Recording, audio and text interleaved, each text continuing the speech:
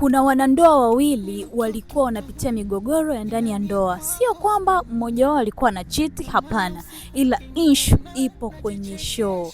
Issue ipo kwenye tendo la ndoa. Mwanamke anamwambia mwanaume wake kwamba hana nguvu za kiume, lakini na mwanaume naye anamwambia mwanamke wake pia, sasa hivi unatoa harufu ukeni mwako, hivyo vitu vinanikata steam. Sasa wote wamejikuta hapo kwenye migogoro. Huyu hataki kukubali, huyu hataki kukubali. Je, ukweli uko wapi? Ngoja tuweke hivi vitu wazi.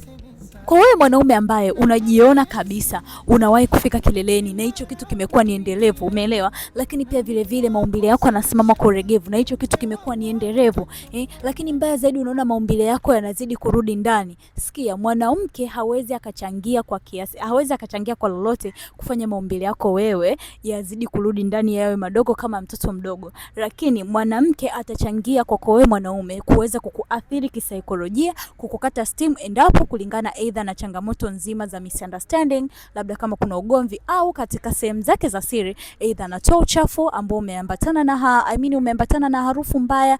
Na wengine wanaume wengi wanalalamika wanasikia visamaki, yani mwanamke anakuwa anamkata steam kwa namna hiyo. Sasa basi nyie wote mkijikuta mpo kwenye hizi hali, nyie wote mna changamoto na mnahitaji kutafuta suluhisho.